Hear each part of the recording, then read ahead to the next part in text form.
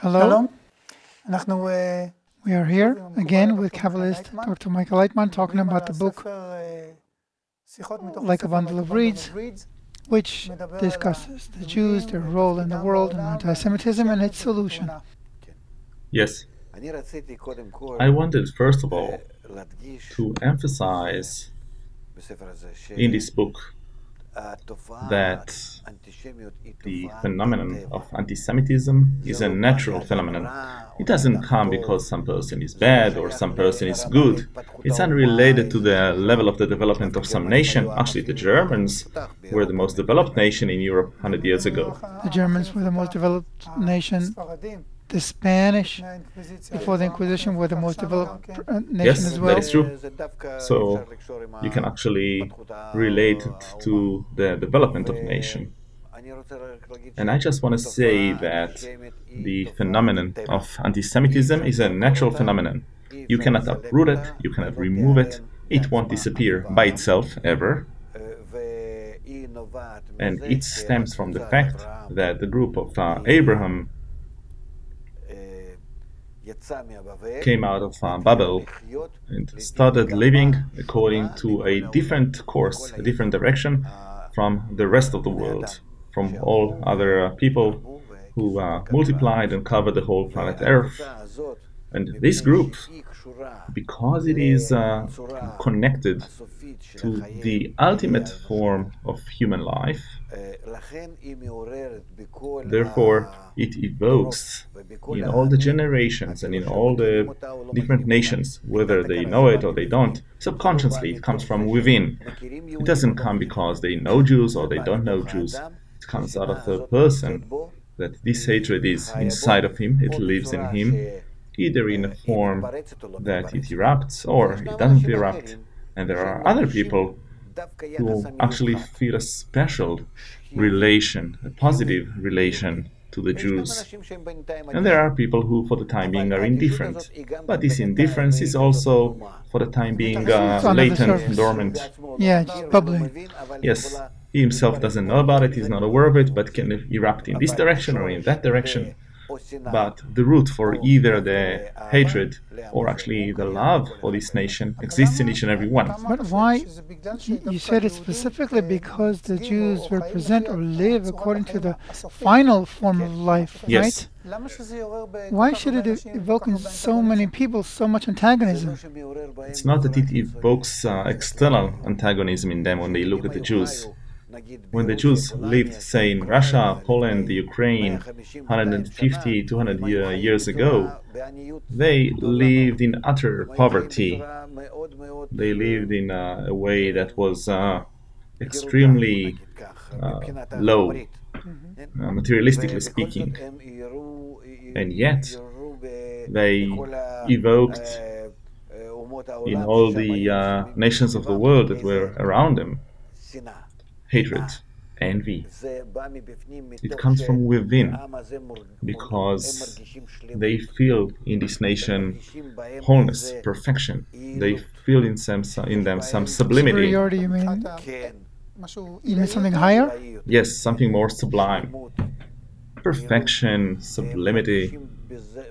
They feel in them a certain kind of solution for all human problems.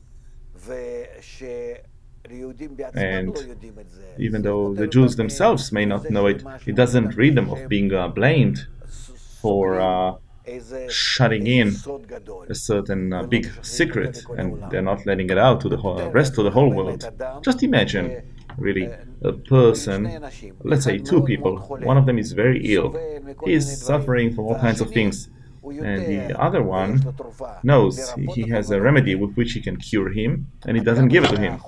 How much that ill person, that poor, miserable person would be hating that other person who has something in his hand, and for some reason it doesn't give it to him. There is this feeling, That's how they feel and it toward us? stems from, subconsciously even if they're not aware of it. They blame us for all the problems, all the troubles, because the solution for all the troubles is indeed in us. We just have to discover it by ourselves and later on bring it to the whole nations of the world. But the solution is there, and the wisdom of Kabbalah reveals it. that remedy. And until we will present it to the whole world, anti-Semitism will only increase, and it will now increase in the whole world in such dimensions, and this is called the War of Armageddon. The War of Armageddon. Yes, I'm asking, what is it? That it is the flourishing of anti-Semitism, the greatest one, in dimensions that we never had before. The whole world, the whole of reality. It's not just that it's South Korea or Malaysia or somebody here and there hates the Jews. Rather, you won't have even some small piece of land, any place on planet Earth, even the smallest, in which, in that place, you won't feel anti-Semitism in the greatest, wildest, most burning manner.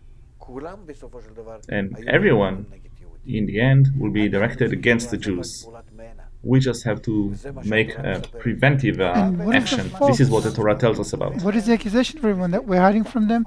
We're hiding the remedy.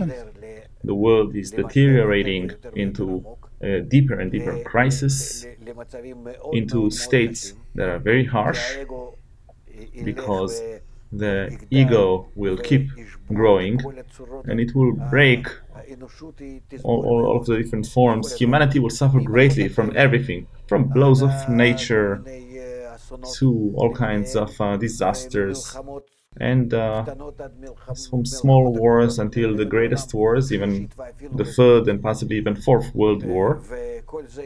And all of this can happen on if we don't become the light for the nations, because they will blame us. Subconsciously, they will feel that the solution is in us, and everyone will feel it. Everyone will feel it. Every child and every grown-up person in all the nations. We have to realize that this is enrooted, and it will be revealed. In one of the previous shows, we talked about anti-Semitism. Like anything in nature, comes in waves. And you said exactly. Now the final wave is coming. Wave this time. No. This time it will be the final solution. Sorry for using this term, but now it's the final solution for the incorrect human development. A solution for that Babel that didn't want to accept the method of Abraham. And now it's re-examining 3,500 years ago, 3,500 years later, it checked the method of development by egoism. It is despaired from that, and it's willing to accept the method of Abraham. And we now take on the role of Abraham, and we to open up to them by our whole big group, the whole nation of Israel of today. We have to start dispersing this knowledge in the whole of humanity. Israel doesn't know about the method or understand the big secret that it's keeping. It follows, if I do, 1 + 1, and they'll destroy us, and the world will destroy as well, because we don't know. No, it's not going to help. No, that's not going to happen. They will want to destroy us, that is true, because to them the solution seems simple.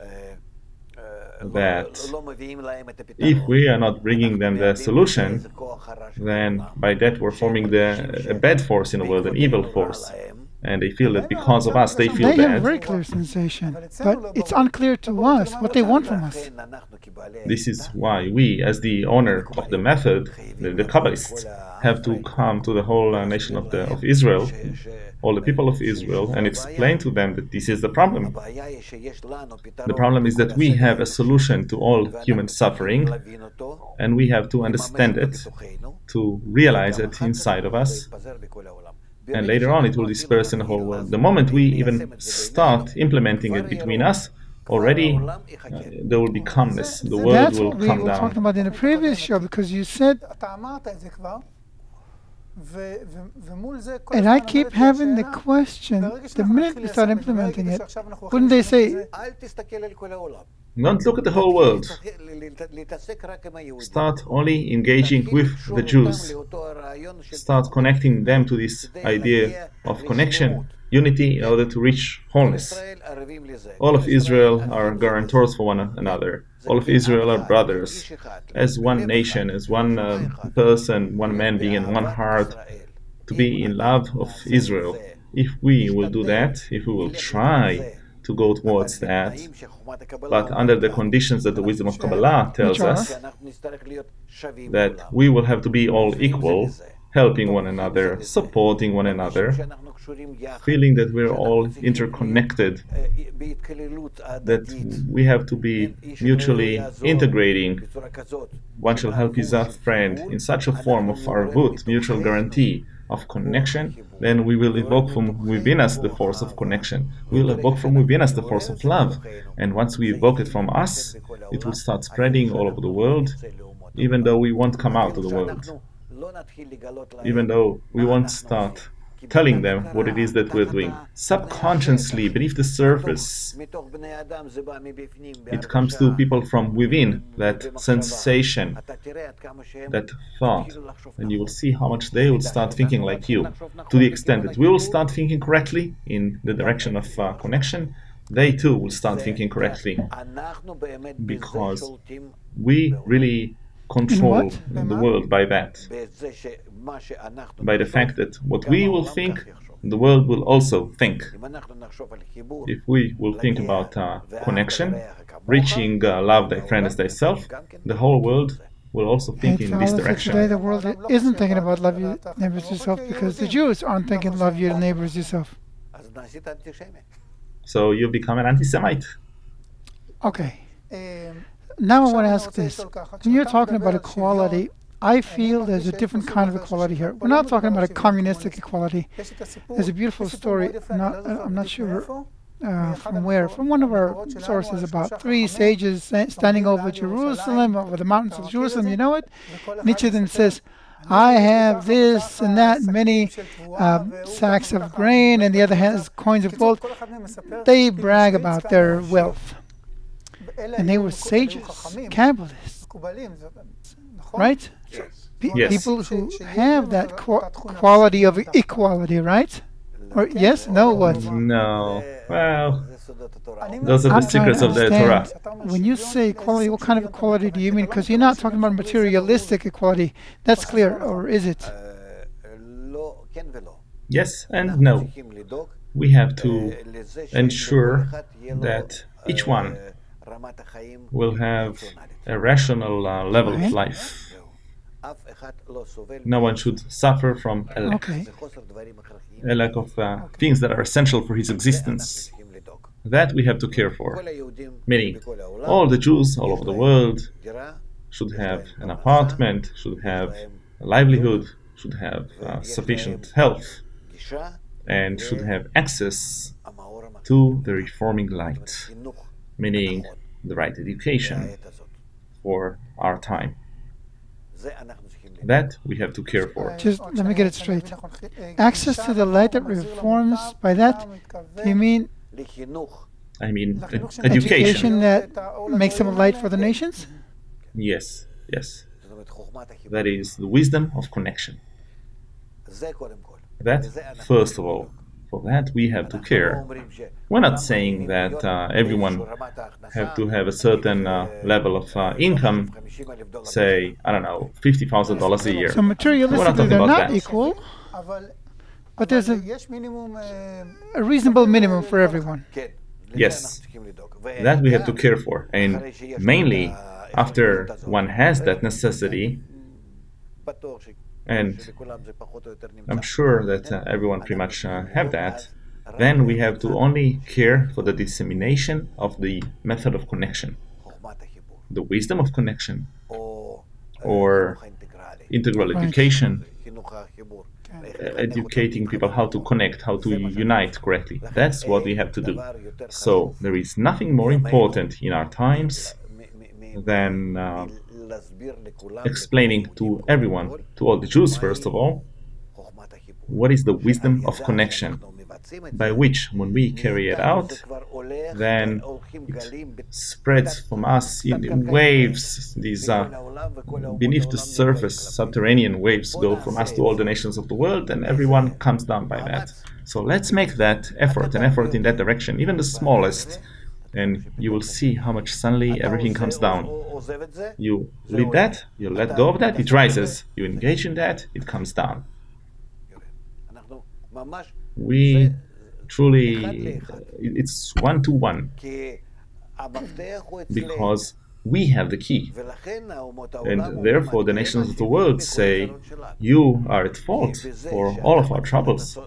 Because when you start engaging in connection, they also start thinking about connection. And then in our integral world, and we all understand what it's about nowadays. We're all interconnected. Yeah, that is clear to us, to everyone. According to all the different studies, we've reached that in our evolution. Even in Babel, they felt their small integral world. Therefore, they spread in order to break that connection. And then they were successful. But we have no option like that. We've reached that point. And Kabbalists wrote about that back then, throughout history, that at the end of the 20th century, we'll enter in such an integral framework. So, by us beginning to unite between us in the right manner, reaching the right connection, in order to evoke from us that light, the force of love, the force of connection, it will spread truly all over the world. And the nations of the world will then not tell you that we are between them as the source of evil. Rather, they'll feel it and they'll point to us as the source of good. And then it will happen as Prophet Yeshayahu writes, that the nations of the world will take Israel on their shoulders and will bring them to Jerusalem, to the temple, to build the temple. Meaning to be as the great ones, those who disseminate that we are truly as a kingdom of priests and a holy nation towards the whole world. So from your explanation, I understand that it's not really about equality, or at least you're creating a very tight link here between equality and connection. No, equality has to be that each one, to the extent that he's capable of, has to bestow that knowledge, this idea to everyone. Equality in their exertion, in the dissemination of the wisdom of connection. It's not equality in the materialistic level. One who today is living a little bit more or a little bit less, that is not important. What is important for us nowadays, that is not the problem. We're equal in our efforts to disseminate? In the effort, the unique effort, each one is much is capable proportionally, according to my ability, to my knowledge, my skills, etc. Yes, that's true, yes. Right. The opportunity to spread, let's put it this way, the knowledge about the connection? First of all, among all the Jews, to disseminate that wisdom of connection. A. B. After more or less everyone knows it, then we will start discussing it, we will start engaging in it.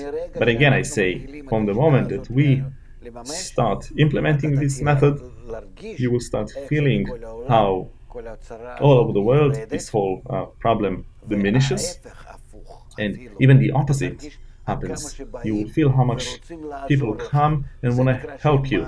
This is called that they are lifting the people of Israel on their shoulders and they bring them to Jerusalem. Allegorically speaking, everyone will come and help you. You will see how much they will want to support you. And we see it, even today, in the framework of our open university that we have, our organization, how much we draw good attention from all countries, from all nations. Yeah, we can actually see it. In the education center, we have students coming from every country. A short while back, we heard about students from Iran, from Tehran. It's interesting that they're very active in disseminating the knowledge. There's a student from Tehran translating a book, I think, into Azerbaijan, to Azeric language. That's very interesting. I'd like to touch a painful point in the Jewish people.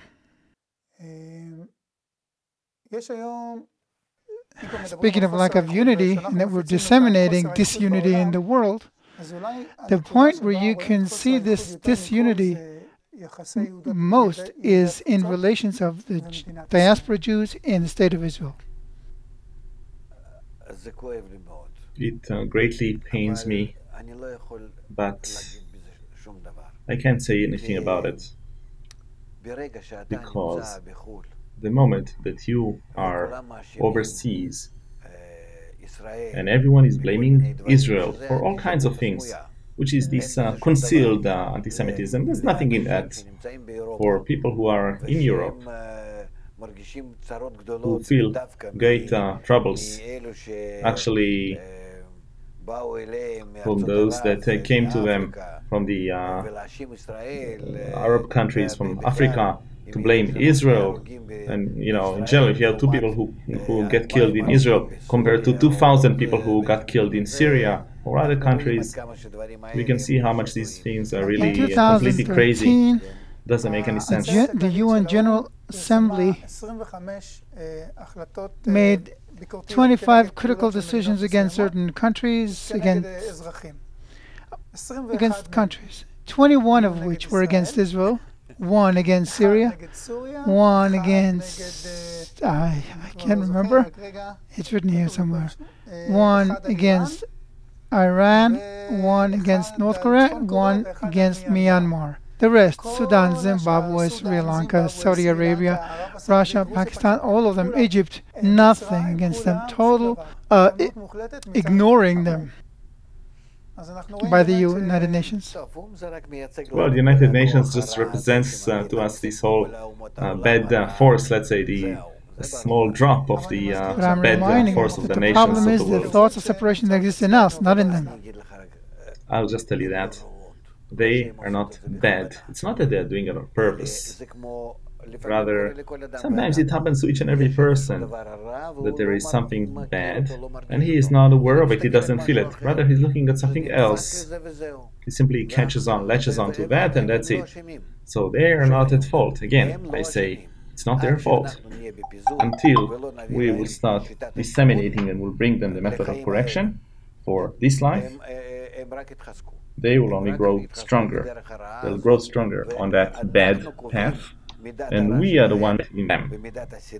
And the degree of hatred, and especially towards the state of Israel. But it's not really a state. The fascists that are now rising all over Europe and also in the States, United States, we're going to have that soon. It has nothing to do with the state. It is simply some sort of concealed anti-Semitism. Instead of saying Jews, they say Israel. I'd like to read a beautiful letter here. Yes. It talks about hatred to the state of Israel. That it's actually anti-Semitism. In 1967, Reverend Martin Luther King wrote a letter. Considered as the... He wrote a letter to an anti-Zionist friend. So I'm just going to read 2 short paragraphs from a letter that deals entirely with that. He writes this. And what is anti-Zionist? It is the denial of the Jewish people of a fundamental right that we justly claim for the people of Africa and freely accord to all other nations of the globe. It is discrimination against Jews, my friend, because they are Jews. In short, it is anti-Semitism. The anti-Semites rejoice at any opportunity to vent his malice. The times have made it unpopular in the West to proclaim openly a hatred of Jews. This being the case, the anti-Semite must constantly seek new forms and forms for his poison. How he must revel in the new masquerade. He doesn't hate the Jews. He's just anti-Zionist. So this was after this 6-Day War, so there was a wave of that. Well, nowadays... today it's all out in the open. So, again, as a summary for this conversation, I would say the following. We have to acknowledge the fact that the phenomenon of anti-Semitism is a natural phenomenon. We cannot cope with it in any way, but only if we take care of its root.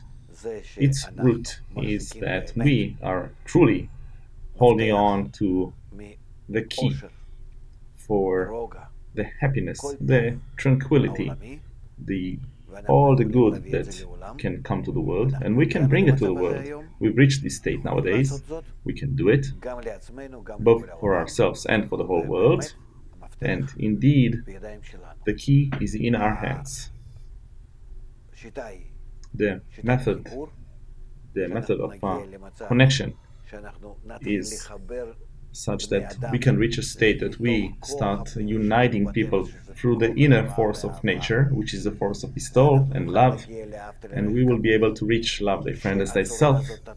This form will start more and more to become clarified in the whole world as a method which is first of all practical. It's not utopic.